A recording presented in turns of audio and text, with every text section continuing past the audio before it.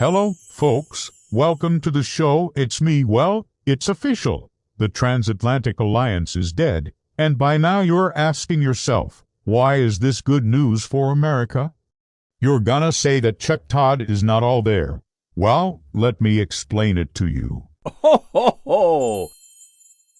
But before I do, please make sure that you subscribe to my channel and click the notification bell so you get my videos every day, Monday through Friday, and sometimes on the weekend depending on the news cycle.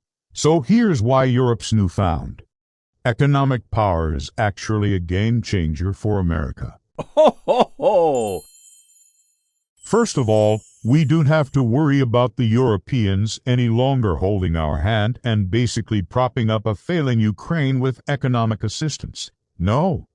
They've decided that they want to go it alone, and they can, because their economy is now in fighting shape. Ho, ho, ho!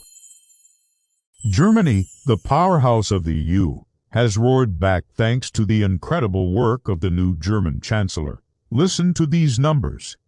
Germany's GDP grew by 2% in the third quarter of last year after growing by 1.4% in the second quarter.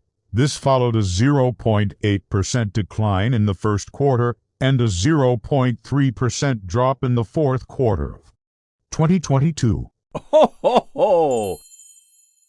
So the first 2 quarters of Olaf Scholz's tenure as Chancellor, Germany shrank by 1.1%. Now his third and fourth quarters saw growth of 3.4%. That's an annualized growth rate of 13.6%.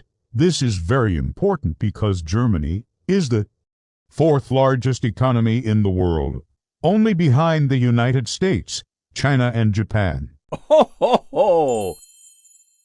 If Germany can grow at a 13% clip, think how much more money that gives them to spend on defense and on social programs and on infrastructure. The sky's the limit. So what does this mean for America? Well, it means that our transatlantic partners across the pond are finally beginning to pull their own weight and then some. Ho, ho, ho! We don't have to carry them anymore. In fact, it turns out that they can help us, not the other way around. Take a look at this chart from Macro Trends. It compares the market value of the S&P 500 to that of the Eurozone, which is made up of 19 EU member states whose primary currency is the euro. Prior to 2008, the Eurozone was roughly the same size as the US index. Ho, ho, ho! But since then, it's been on a steady decline as a percentage of total global wealth. Last year, it bottomed out at just 33% of the S&P 500. That is a stunning reversal of fortune. And we haven't seen this kind of relative poverty among our allies since the end of World War II. Ho, ho, ho! By the way, this is what happens when countries print too much money, devalue their currency, and impose heavy taxes and burdensome regulations on their citizens. They become like the third world. Think Venezuela, Zimbabwe, Lebanon, Argentina. This is why it was so important for the European Union to break away from the failed economic policies of the past. Ho, ho, ho! And now they're doing just that. And we should all be very happy about that. But wait, there's more. The European economy is beginning to flex its newfound muscle in other ways as well. For example, a few days ago, the head of the International Monetary Fund said that the global economy will grow by 2.9% this year. But if the war in Ukraine ends, the global economy will grow by 3.1%. Ho, ho, ho! And why is that?